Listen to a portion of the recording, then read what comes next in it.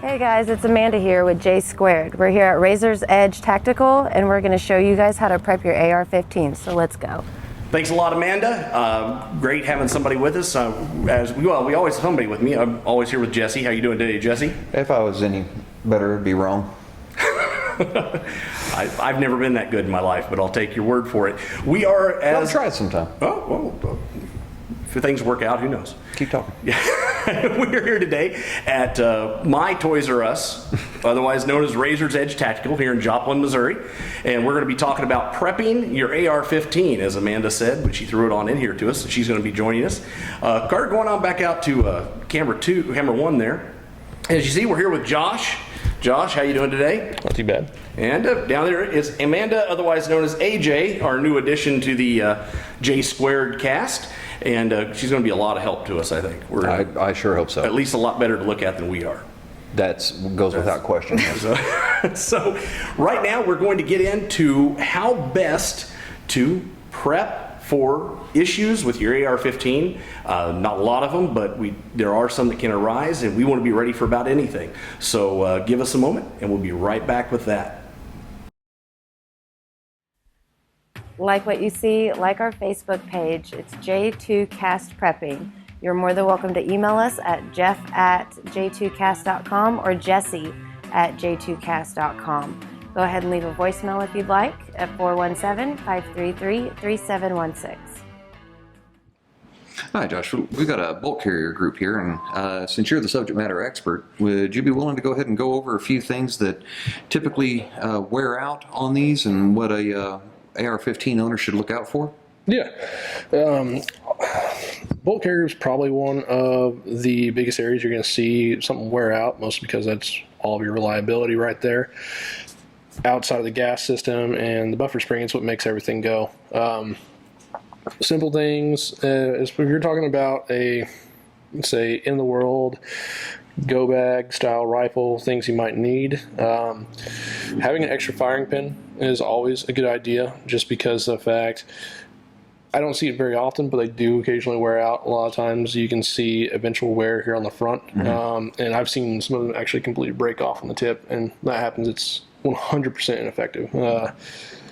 Other small things are going to be on the firing pin. I'm a firm believer in a titanium firing pin. Would you agree? I mean, it's helpful. I wouldn't say that it's necessarily all that superior. Like I said, I've ran standard ones for a very, very long time and never had any kind of issues out of them, realistically. It's kind of one of the new things in the market. A lot of people, V7 makes one and some other manufacturers like that, but I haven't seen it be that necessary, to be honest. I have seen probably 2, maybe 3 broken firing pins in my time, from the Army to working, in the gun industry, which is at this point an accumulative of 9 to 10 years. So it's not very common. And further that fact, you can actually have an entire bolt carrier group as a spare.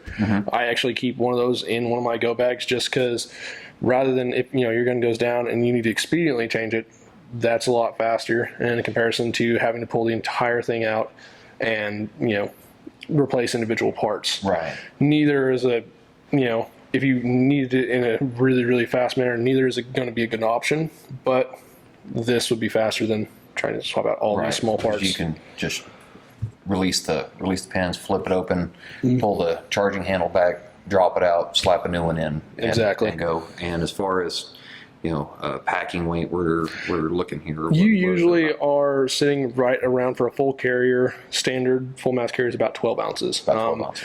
They range, of course, on different ones. You can get lightweight ones that are, I think some of the lightest ones are around 6 ounces. Those are usually like competition ones. Yes. And you're going to have a little quicker action on those, aren't you? Usually, also, a lot of guys will get adjustable gas blocks to tune to those, so that they can, basically less mass going back and forth creates less recoil once they're tuned down. Right, but we're kind of reaching out to the average. Yeah, most people aren't going to run that kind of stuff. Right. Other small things, like I said, that I can think of, I don't think I've actually ever personally seen one of the actual ejectors wear out. Right. But it can happen. Like I said, DPMS makes an OOPS kit, and that's what all these small parts right here are. And that is what this little guy is. That one is the ejector itself. The extractor, where'd that go? Here we go. It's been a long day. The actual extractor itself is this guy, and some of these are great to have because, especially if you're running like steel cased ammunition, right. especially if it's like really, really cheap stuff, Wolf, Tula, Monarch, ZQI, just different stuff like that. And most of the ZQI stuff is even brass, either some steel case, if I remember correctly. But you can see wear on the actual extractor from that, especially with steel case ammunition, because it's more brittle. Right. And because of that, you'll see eventual wear. Also, the springs themselves can wear out. That doesn't happen very often at all, but it can happen. Mm-hmm. That's the extractor spring? Yes. Yep. Also, same thing, like I said, same thing with the ejector spring. Once again, like I've never seen that myself personally. I know it can happen, just never seen it. And this I've seen maybe once or twice. Right. Like I said, most of these things you don't really see wear out a whole lot. Probably one of the biggest things that you can see wear out in the actual bolt carrier group is probably the gas rings itself. Just over time, they'll wear down. And you were talking to me earlier about how to check the gas rings, mm-hmm. and the gas rings are the part that goes around the extractor ejector. So they go down around the actual base of the bolt itself. So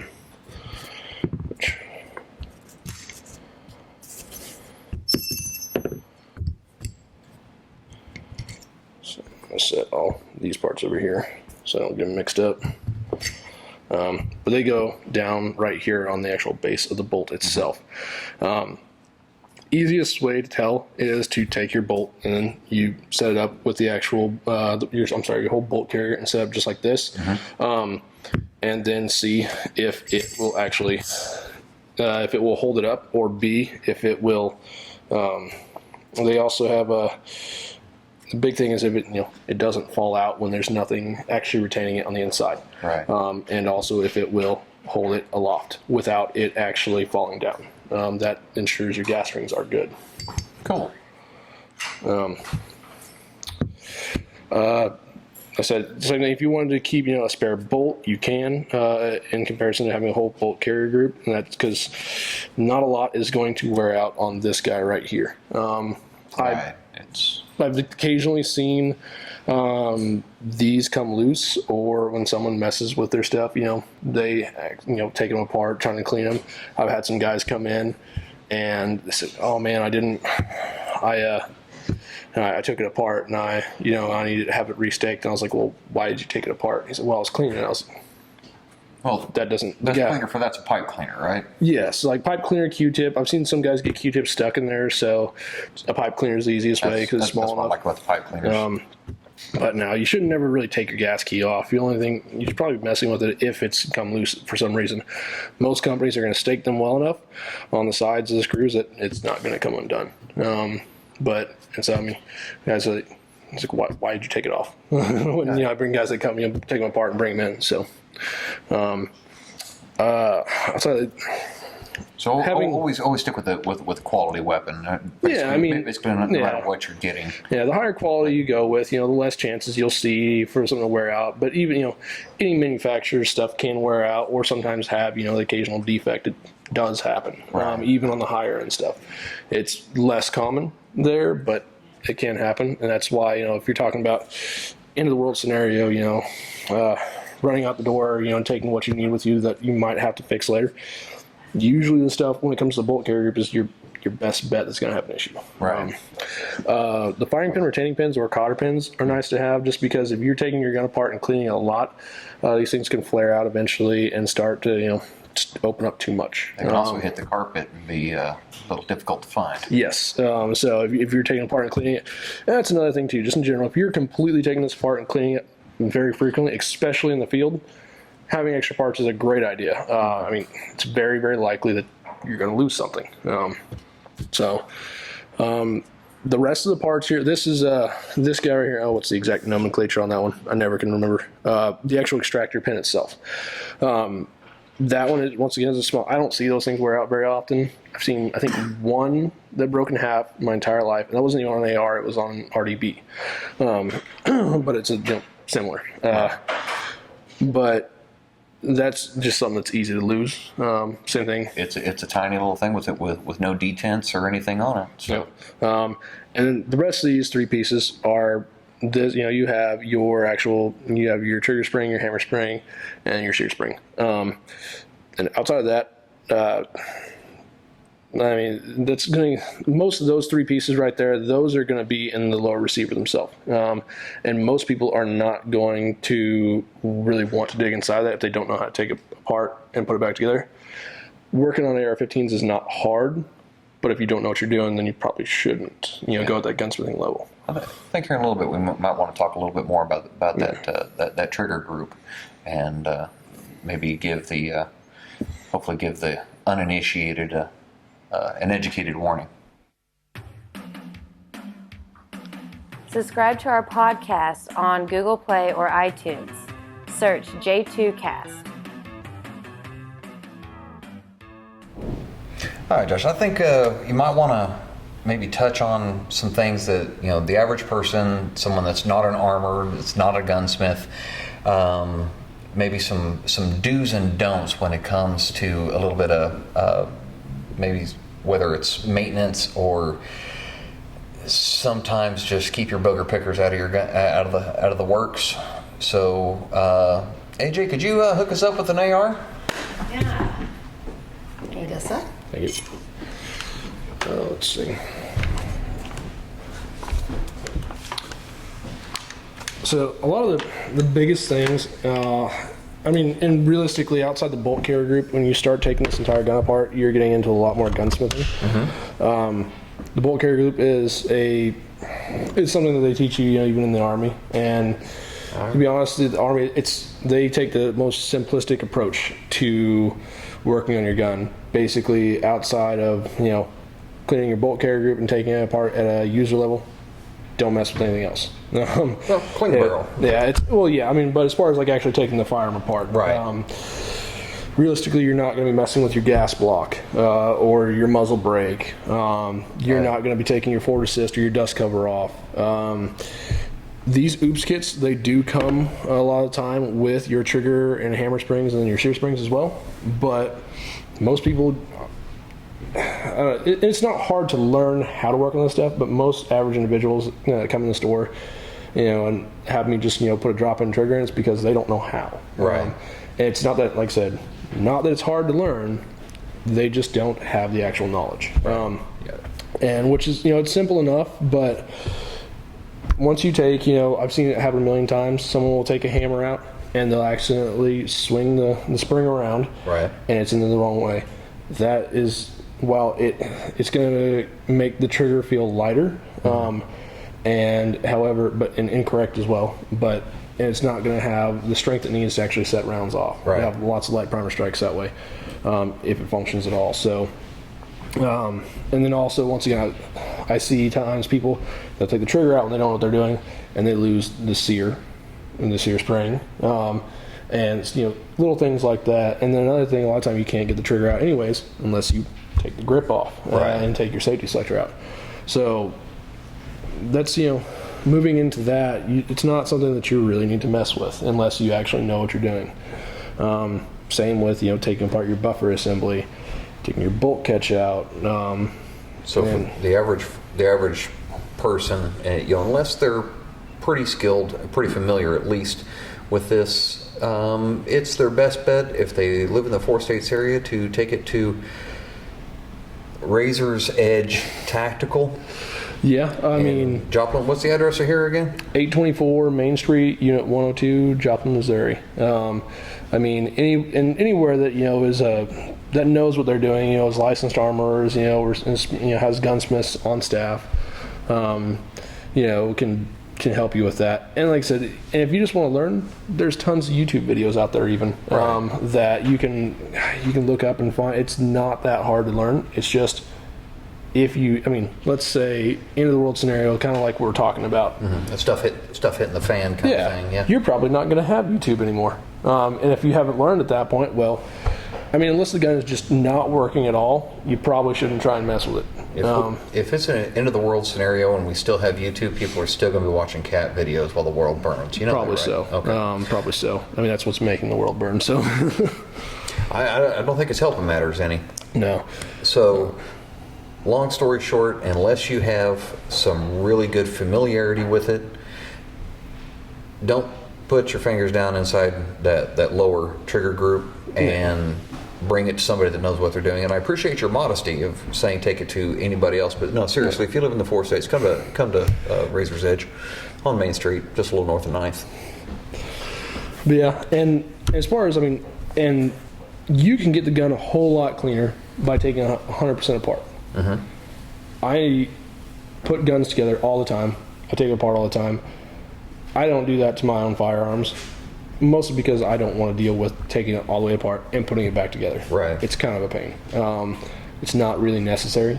Not saying you can't do it. It's just the easiest way to get into these things and clean, and you don't need to get it 100% spotless. It's still going to work with a little bit of dirt in there. Right. A little bit of carbon. Especially in the trigger group. Yeah, it's use larger whatever parts. Yeah, use Q-tips, pipe cleaners, and whatever type of cleaning solution that you normally use. Anything from hoppies to frog lube, which we carry. We keep everything from Slip 2000, frog lube, a bunch of different stuff. But that frog lube's the stuff that you can brush your teeth with, right? Technically, yeah. Technically. I guess it's actually ingestible.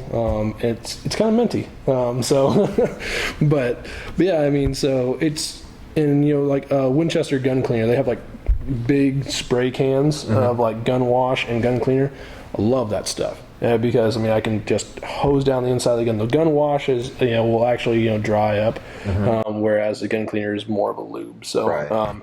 I use the gun cleaner a lot more myself, but it's just I spray the inside down and I can wipe it out as much as I want, leave a little bit in there, or none at all if I want to, depending on how much I want to clean it. So it just would it be an option to take an air chuck from a compressor to kind of get the excess out? Yeah, you could, which I see a lot of brass shavings come off of the bolt carrier group pretty frequently, and you'll see a lot of it inside the trigger. You'll be inside the chamber and on the face of the bolt, and that will help blow that off too. So it's that's also an option too. Yeah, just make sure you've got a good air dryer, filter dryer in line, so you're not blowing other oils down in there, water or whatever you've got in your compressor. So, long story short, if you don't know what you're doing, keep your fingers out of the trigger group. Pretty much, yeah. Like I said, once again, it's not hard to learn, but if you're just, like I said, end of the world scenario, don't do that. But if you're sitting at home, you just want to learn, these guns are great to tinker with. They are the most modifiable, firearm platform out there, period. There's kind of like a Jeep or a Volkswagen. There is, I guarantee you, well over 1 million different things for these guns, and the types of different configurations are endless. There's so many manufacturers out there that only make the guns, but make all kinds of different accessories for them. So, like I said, if you want to tinker with it and you're at home, great. Especially like I said, not in the world scenario. If you mess it up, you take it to a gunsmith and fix it. Right. Or if you lose a part, you'll probably be able to get your hands on it. Just learn. Yeah, yes. but learn that prior. If that's what you want to do. So. All right. Well, thank you for that great bit of information on that one.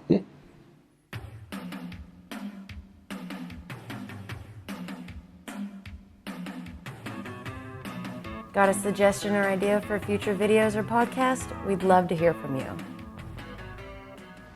And that was some great information from Josh. One thing I didn't cover earlier, that of course people familiar with J Squared know Jesse, know myself. Carlos, go back out to camera 2 there. Josh, tell us a little bit about yourself. I know you've got a history of serving. I spent 5.5 years in the Army. I was 11 Bravo, and I basically medically retired out back in 2014. After that, I I came into the gun industry actually shortly before I left the Army, since I was in reserve status, and started working on guns, and just really haven't stopped since then. I've gone to the Glock Armor's course, built more AR-15s than I care to remember at this point. Well, we thank you for that, too. And, just shotguns, done a little competition shooting here and there, and cage fought for a few years. Just drop in the bucket. Oh, yeah. Seems like an interesting hobby. After I lost my hand, of course. Yes. So did that for about 3 years. It's fun. So how long? And I remember you building the place, opening it up, but my memory is fried anymore. How long has Rayzor's Edge been here? We've been here. It'll be 2 years in October. Our grand opening was October 15, 2015. Awesome. So. Okay. So if you're in the 4-state area, come by here. They will take you out, take care of you. They may take you out. I don't know. It depends on what you buy. So the great guys here. I'm going to go back to real quick on Carter. Can you go back to one? I got to plug this thing. I came and pick one of these up. I conceal carry almost every day. I've ripped up belt after belt. And I got to tell you, if you're in the Joplin area and you do like I do, get in here, get one of these. They're $44.99, and it's probably the best belt I've bought in a long time. Has that ratcheting feature on the backside so that it adjusts to whatever. Yeah, like quarter inch segments, I believe is what it does.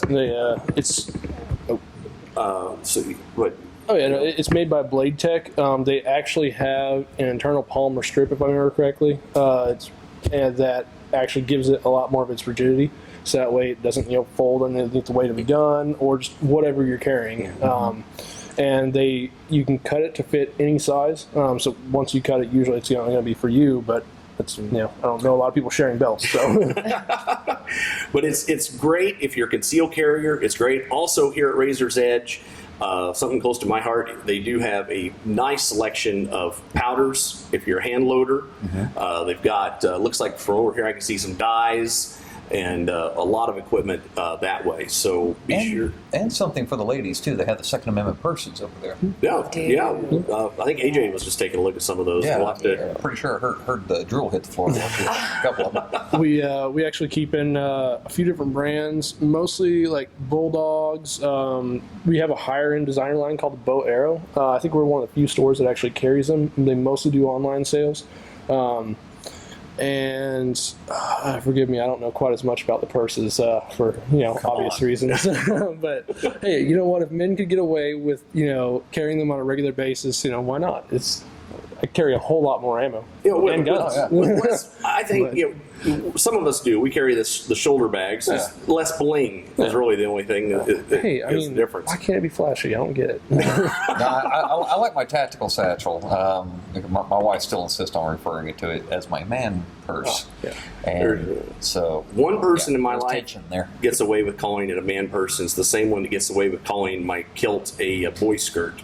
Yeah, and that's my daughter. Yeah. That's the only person that can call those things as. But get down here, check them out if you're in the area. Even if you're not, you're passing through, or get online. You're on Facebook.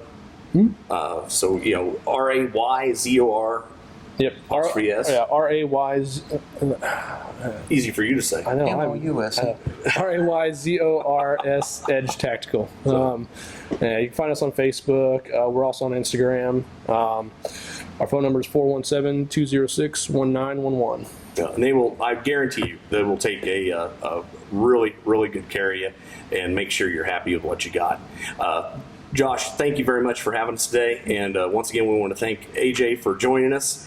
And we hope to be able to utilize her talents a lot more in the future. In the meantime, take care of yourselves. Be safe. God bless.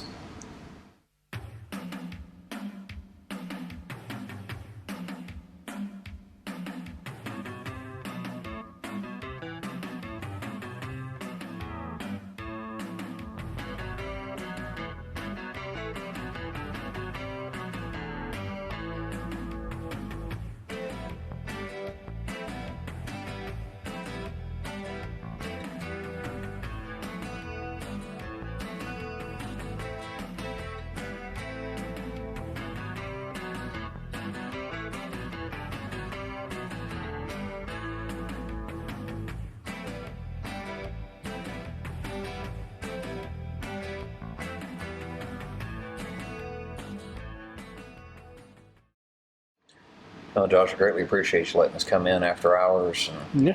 pester you. It's been a long day and everything, but here's to a good shoot, though. Hey, Jay. Hey. Is this yours? No. Ah, manly beer after we're done. We're going to get burger after this, right, guys?